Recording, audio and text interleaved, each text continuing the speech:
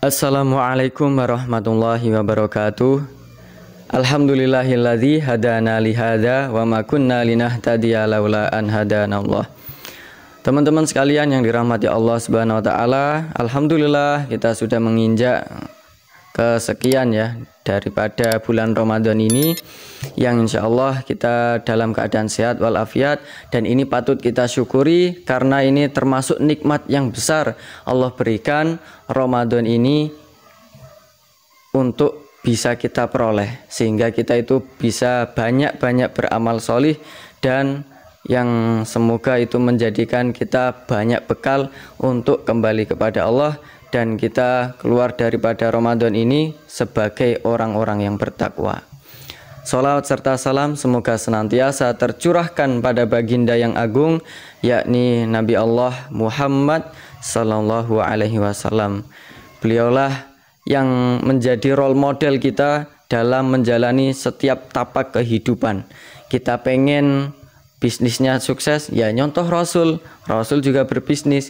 Kita pengen mendidik anak itu sukses, nyontoh Rasul. Rasul juga punya anak-anak. Kita pengen membina rumah tangga itu harmonis, sakinah, mawaddah, warohmah, nyontoh Rasul. Kita pengen negeri ini itu sentosa, aman, kemudian sejahtera, kemudian adidaya, bahkan mencapai titik puncaknya peradaban, nyontoh Rasul, karena Rasul telah memberikan teladan dalam memimpin negara, dalam mengatur urusan umat. Nah, maka kita berharap bisa meniru beliau, bisa mendapatkan syafaat beliau, dan semoga kita juga bisa sesurga bersama beliau di Jannatul Firdaus Al-A'la. Allahumma amin. Oke, teman-teman sekalian, karena ini pada bulan Ramadan ya, kita akan membahas tentang bulan Ramadan ini. Apa sih yang bisa membuat seseorang itu bisa semangat di bulan Ramadan? Nah, tentu ini bukan perkara what and how. Bukan perkara dia mengetahui apa itu Ramadan, bagaimana cara mengerjakan puasa di dalamnya, bagaimana cara mengerjakan tarawih di dalamnya. Tapi lebih mendasar daripada itu, seorang muslim harus tahu untuk apa dia itu mengerjakan bulan Ramadan. Kenapa dia harus semangat di bulan Ramadan? Misalkan kayak gini, saya baru ketemu dengan Anda, kemudian tiba-tiba saya suruh Anda itu lari gitu loh. Saya suruh lari 100 meter misalkan. Apakah Anda mau? Tentunya kan enggak gitu loh. Nah, bukan perkara Anda tidak tahu bagaimana caranya lari, bukannya Anda tidak tahu apa itu lari, tapi karena Anda belum tahu, kenapa saya harus disuruh lari gitu. Nah, begitu pula bulan Ramadan ini, kita itu bukan perkara bagaimana, termasuk itu juga penting, tapi yang paling mendasar yaitu adalah tentang why. Kenapa sih saya ini harus sungguh-sungguh? Nah, ini maka mari kita perbanyak alasan, bukti-bukti yang kuat, dalil-dalil yang kuat yang menjadikan keyakinan ini sangat penuh, sangat-sangat yakin, sehingga kita bisa menjalani Ramadan ini dengan penuh semangat. Yang pertama, teman-teman, ketika kita membaca di surat Al-Baqarah 183 ya, ayat yang familiar yang biasa kita dengar oleh para khatib. A'udzubillahi minasyaitonirrajim. Ya ayyuhalladzina amanu kutiba alaikumusiyam kama kutiba alal ladzina min qablikum la'allakum tattaqun. Wahai orang-orang yang beriman, diwajibkan atas kalian berpuasa sebagaimana dulu orang-orang sebelum kalian itu juga berpuasa. Nah, teman-teman, kalau kita perhatikan ayat ini, Allah itu sangat santun sekali menyuruh hamba-hambanya itu untuk puasa. Seolah-olah kayak gini, ketika ada bos atau misalkan seorang pimpinan lah menyuruh bawahannya, Mas, tolong ya tolong kerjain di ruangan ini, tolong dibersihin, kursi-kursinya tolong diangkatin. Itu teman-teman yang lain juga pada ngangkatin kursi kok. Di belakang teman-teman ada juga kok yang bersihin toilet, teman-teman ada juga kok yang bersihin teras. Kamu bersihin yang di sini ya, tolong di sini diangkatin kursinya. Gimana perasaan kita? Kita sangat, wah teman-teman saya pada kerja kok, masa saya nggak kerja? Justru ketika kita itu menolak, nggak mau ikut kerja bakti, nggak mau ikut ngangkatin, justru kita itu merasa minder. Masa yang lain pada kerja, saya kok malah nggak mau. Nah, itu kalimat yang Allah gunakan kepada kita. Kamu diwajibkan puasa ya, nggak sendiri kok. Padahal umat-umat terdahulu mereka juga pada puasa gitu loh. Nah, tujuannya untuk apa? La'allakum tattaqun, supaya kalian itu bertakwa. Artinya bulan Ramadan adalah bulan tarbiyah, pendidikan kepada kita supaya menjadi pribadi yang lebih bertakwa lagi.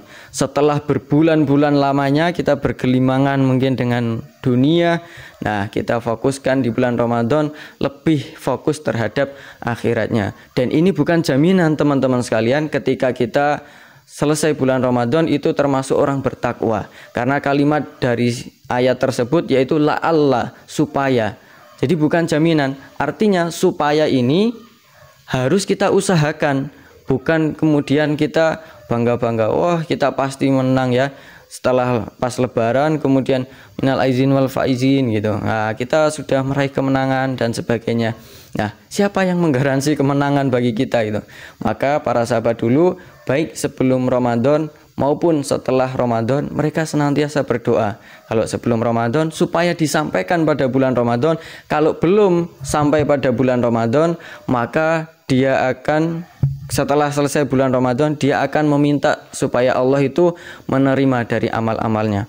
Nah, ini sangat penting teman-teman. Kalau pertama kita bicara tentang niat dulu ya. Nah, niat yang kita niatkan itu tentang Ramadan atau segala macam aktivitas yang akan kita kerjakan, kita azamkan di bulan Ramadan nanti, itu termasuk akan Allah catat sebagai suatu amalan yang utuh meskipun kita belum mengerjakan. Karena kita pahami ya, dalam Islam ketika kita itu meniatkan satu amalan kebaikan, Allah tulis itu sebagai satu amalan yang utuh, seolah-olah kita itu benar mengerjakan. Kalau benar-benar kita niatnya tulus ya. Kalau seandainya kita itu berniat untuk mengerjakan suatu amalan yang buruk, kemaksiatan misalnya, Allah tidak menulis dari keburukan dari amal niat, bukan dari niat ya, niat kita itu sampai kita benar-benar melakukan kemaksiatan tersebut. Nah, ini indahnya Islam. Maka dulu para sahabat, para salafus sholih, wah, jauh-jauh sebelum masuk bulan Ramadan mereka sudah memperbanyak niat. Mereka sudah melakukan banyak doa dan niat-niat yang sudah mereka, kalau sekarang mungkin buat list harian, wah nanti mau ngapain, itu mereka buat, mereka siapkan. Karena apa? Sangat penting jamaah, sangat penting teman-teman sekalian. Kalau seandainya kita sudah meniatkan, sudah mempersiapkan untuk sampai bulan Ramadan, ternyata kita nggak sampai bulan Ramadan itu, ternyata sudah Allah wafatkan, insya Allah sudah Allah tulis pahala yang utuh bahwa kita itu bisa mendapatkan amalan bulan Ramadan. Lewat apa? Niat-niat yang sudah kita canangkan tadi dalam hati kita. Nah, maka ada salah seorang ulama, seingat saya kalau nggak salah Imam Syafi'i, ketika ada yang bertamu ke rumahnya, mengetuk pintu, tok tok tok.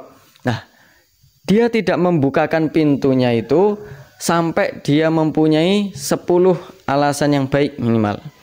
Misalkan ketika yang datang adalah seorang fakir miskin, maka akan saya berikan dia sedekah, saya berikan dia makanan. 1. Ketika yang datang adalah seorang yang terputus hubungannya dengan saya, akan saya jalin silaturahmi. 2. Ketika yang datang adalah seorang ulama, orang yang berilmu, maka akan saya mintai beliau nasihat. 3.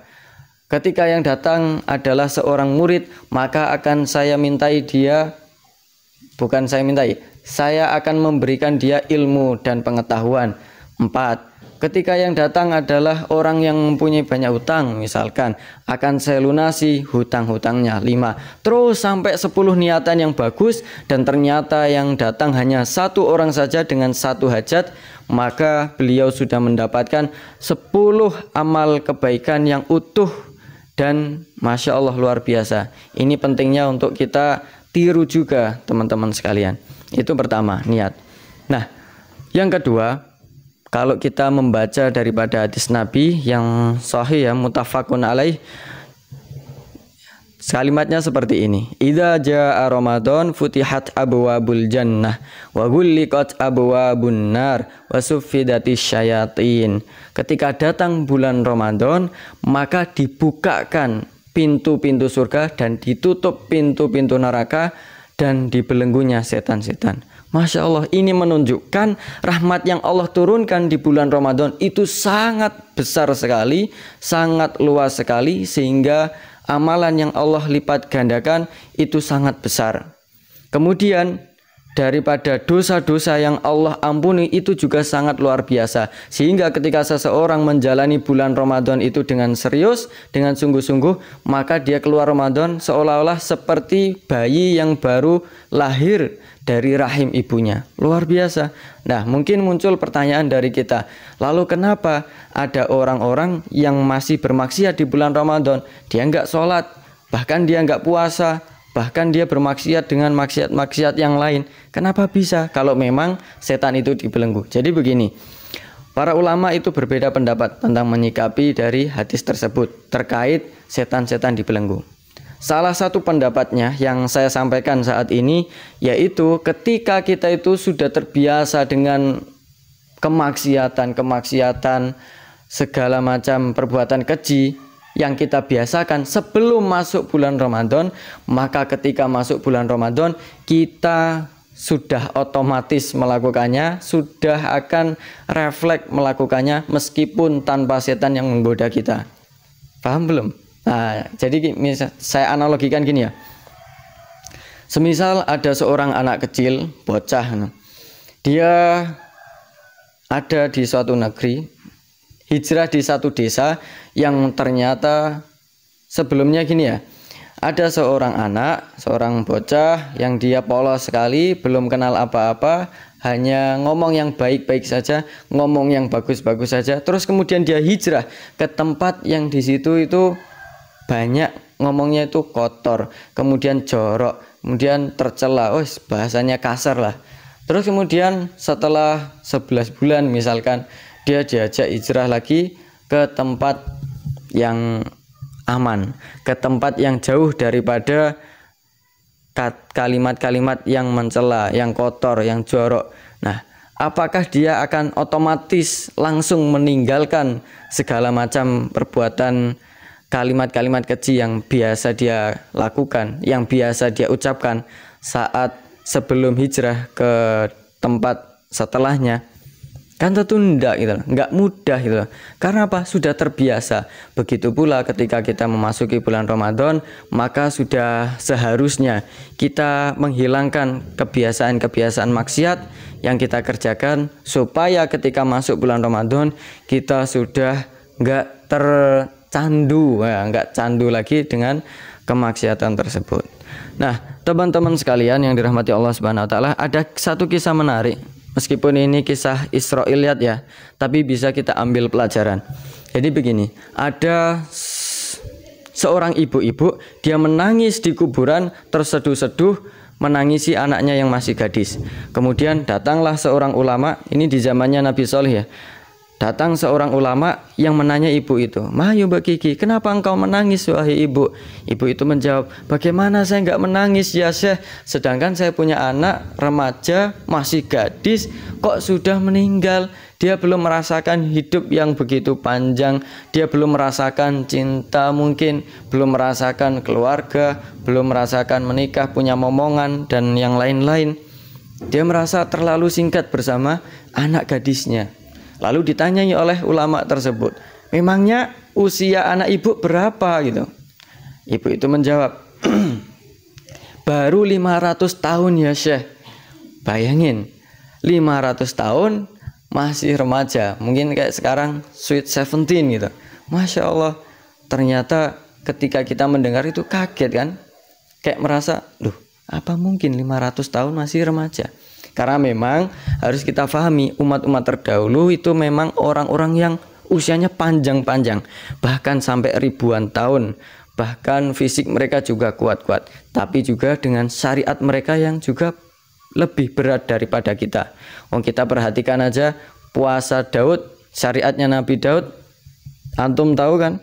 Hari ini puasa, besoknya ndak. Terus kemudian puasa lagi, besoknya ndak. Kira-kira kalau itu diberikan syariat itu pada kita dan diwajibkan, kuat ndak kita? Ndak kuat kan? Nah, maka Allah berikan dengan bulan Ramadan. Nah, teman-teman sekalian, kembali ya pada kisah tadi, ketika mendengar itu, maka ulama ini memberikan hiburan kepada ibu tadi. Wahai ibu, maukah saya tunjukkan satu amalan, bukan satu amalan, maukah saya tunjukkan bahwa nanti akan datang satu umat, satu masa yang usianya mereka hanya kisaran 60 tahun saja.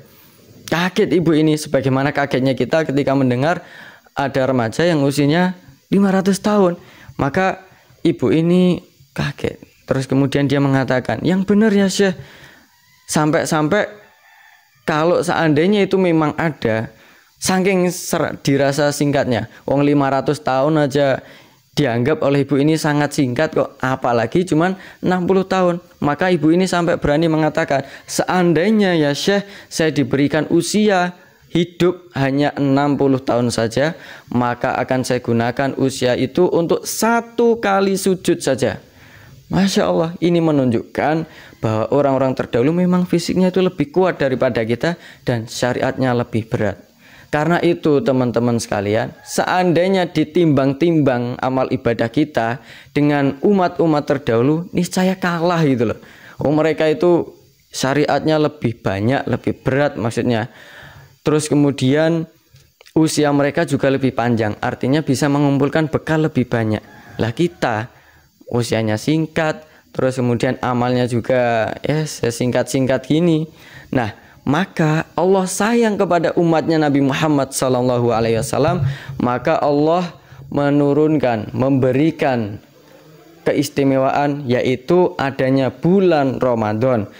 Bulan yang Allah itu limpahkan, curahkan amalan pahala yang sangat banyak, sehingga kita beramal di bulan itu bisa menandingi daripada amalan-amalan umat terdahulu. Terlebih lagi di malam Lailatul Qadar, malam yang Allah seumpamakan lebih daripada 1000 bulan ya keistimewaannya. Khairun min alfi syahr, lebih baik daripada 1000 bulan. Artinya kalau kita beribadah di malam itu, misalkan ngaji semalam suntuk, seolah-olah kita itu beribadah lebih daripada 1000 bulan ngaji tanpa henti. Kalau 1000 bulan kan berarti sekitar 83 tahun. Artinya kita itu mengaji selama 83 tahun lebih tanpa henti, tanpa jeda ke belakang, tanpa jeda makan, dan itu kan nggak bisa kita lakuin. Tapi itu bisa kita dapatkan dengan kita maksimal di malam Lailatul Qadar dan juga maksimal di 1 bulan Ramadan itu. Nah, itu teman-teman sekalian yang semoga dalam secara giroh kita itu mempunyai alasan yang kuat. Kenapa sih saya itu harus maksimal? Karena tadi alasan yang sangat luar biasa, sangat spesialnya bulan Ramadan ini. Bahkan sampai Rasul itu pernah naik mimbar. Beliau itu mengatakan amin. Naik tangga lagi amin, naik tangga lagi amin. Kemudian ditanya oleh para sahabat, "Ya Rasul, kenapa engkau bilang amin, amin, amin? Apa doa yang telah sampai kepadamu sehingga engkau mengamini daripada doa yang ada itu?" Nah, maka Rasul kemudian menjawab, ketika saya naik mimbar tadi, setiap naik daripada tangga-tangga itu, kemudian malaikat itu berdoa dan itu diamini oleh Rasul. Doanya apa? Ya Allah, celakakanlah bagi orang-orang yang mendapati bulan Ramadan tapi dosa-dosanya tidak diampuni Allah Subhanahu wa taala. Maka Rasul mengucapkan amin. Ya Allah, ini kurang apa gitu loh. Kalimat Allah kepada hambanya itu sangat santun sekali ketika memerintahkan untuk puasa. Kemudian Allah berikan dari segala macam imbalan ganjaran yang sangat luar biasa besarnya, berkali-kali lipat, kemudian ampunan Allah yang sangat luas sekali. Kemudian kok kita sia-siakan, kok kita abaikan, kita hanya sekedar lewat saja. Maka malaikat itu sampai mengatakan celaka dia, celaka gitu. Nah, maka ini bahaya teman-teman. Maka harus kita maksimalkan bulan Ramadan ini dengan penuh banyak amalan. Dan itu nggak bisa kita langsung saja, tapi harus kita persiapkan mulai dari saat ini. Bahkan seharusnya jauh-jauh daripada bulan Ramadan, sebagaimana para salafus solih dulu. Nah, teman-teman sekalian yang dirahmati Allah Subhanahu wa taala, saya akan menyepil ya daripada beberapa amalan yang ini termasuk istimewa ketika dilakukan di bulan Ramadan. Nah, diantaranya yaitu memperbanyak bacaan Al-Quran. Karena bahkan Rasul sendiri yang beliau adalah seorang Rasul itu mentasmikkan bacaannya kepada malaikat Jibril ketika bulan Ramadan, dan itu Masya Allah terus dibacakan. Terus kemudian karena pahalanya sangat besar sekali ya, di hari-hari normal itu kan satu huruf dikalikan dengan 10 kebaikan, dikalikan dengan 10 kebaikan. Di bulan Ramadan itu lebih banyak, lebih berkali lipat daripada hari-hari biasanya. Bahkan ya mungkin bigoyiri hisab, sampai saking banyaknya itu nggak terhitung. Nah, terus kemudian amalan selanjutnya yaitu perbanyak sedekah, terutama memberikan makan bagi orang yang berbuka puasa. Karena apa? Dalam hadis juga telah kita ketahui ya, bahwa orang yang memberikan makanan bagi orang yang berbuka puasa itu dia mendapatkan pahala sebagaimana puasanya orang yang kita kasih makan tersebut. Nah, itu luar biasa. Seolah-olah kalau kita baru mendapati 1 hari di bulan Ramadan, tapi kita sudah memberikan 30 orang yang berpuasa untuk dia berbuka, maka kita itu mendapatkan 30 amalan puasa daripada orang-orang yang puasa yang kita kasih tadi. Padahal kita baru mendapati 1 hari Ramadan. Nah, ini sangat luar biasa sekali. Maka kita semampu kita berikan takjil, misalkan bisa es buah, kasih es buah, adanya kurma, kasih kurma, atau misalkan adanya bisanya cuman air mineral gelasan, ya belilah, kita taruh di masjid-masjid, kan kita banyak ini kampung-kampung itu masjid-masjid. Nah, kita taruh di situ. Insya Allah banyak kebaikan yang bisa kita raih di dalamnya. Kemudian teman-teman sekalian, yaitu sholat tarawih hingga selesai. Ini dalam hadis riwayat Tirmidzi ya, disebutkan bahwa siapa saja yang sholat tarawih bersama imam sampai selesai, artinya ngikutin imam itu sampai witirnya, maka dicatat baginya sholat semalam suntuk. Kuat gak kita? Sholat semalam suntuk mulai dari habis isya misalkan sampai subuh, kan nggak kuat ya, nggak kuat. Nah, maka dengan tarawih itu bersama imam, kita itu sudah bisa mendapatkan pahala sholat malam suntuk, semalam suntuk. Nah, apalagi kalau nanti malamnya kita tambahin lagi dengan tahajud, tambahin lagi dengan bermunajat kepada Allah dan tilawatil Quran ataupun yang lainnya. Nah, itu sungguh sangat luar biasa sekali. Maka saking indahnya bulan Ramadan ini teman-teman sekalian, itu para salafus sholih dulu itu sampai mempersiapkan kayak misalkan perniagaan, itu mereka mencari untung yang banyak, mereka mempersiapkan bekal selain iman ya, itu harta juga mereka kumpulin. Supaya apa? Ketika masuk bulan Ramadan, mereka nggak tersibukkan lagi dengan perniagaan. Mereka nggak sibuk lagi dengan dagang, mikir ini, mikir hutang itu. Nah, karena apa? Karena sudah terselesaikan, terbereskan, dan tercukupi sebelum masuknya bulan Ramadan. Maka ketika masuk bulan Ramadan, mereka hanya fokus saja dengan beribadah, memperbanyak amal solih. Maka jangan kaget kalau kita mendengar para salafus sholih dulu mereka sehari khatam sampai 2 kali. Mau kita itu sebulan sekali, kadang kemudian wah masih lewat. Nah, itu kan artinya kita masih jauh. Nah, tapi tidak apa-apa, bukan jangan sampai kita minder atau putus asa, tapi harus ini menjadikan semangat kita itu semakin tumbuh dan semakin besar, supaya kita tamak terhadap rahmatnya Allah Subhanahu wa Ta'ala. Mungkin itu teman-teman sekalian, dan masih banyak sebenarnya keutamaan-keutamaan yang lain, dan terlebih lagi yaitu maksimal di 10 hari terakhir, yaitu terutama di malam-malam ganjil, karena disitulah Allah turunkan malam kemuliaan, yaitu malam Lailatul Qadar. Di situ juga Allah tuliskan takdir kita 1 tahun ke depan. Maka kita perbanyak daripada meminta kepada Allah atas apa-apa yang kita inginkan dari kebaikan-kebaikan daripada Allah Subhanahu wa Ta'ala. Barakallahu fikum, semoga bermanfaat teman-teman sekalian. Kita saling menyemangati, saling menasihati, dan saling mendoakan. Semoga kita termasuk hamba-hamba Allah yang muttaqin, yang bertakwa, dan Allah kembalikan kita dalam keadaan husnul khatimah. Allahumma amin. Barakallahu fikum. Kurang lebihnya mohon maaf. Wassalamualaikum warahmatullahi wabarakatuh.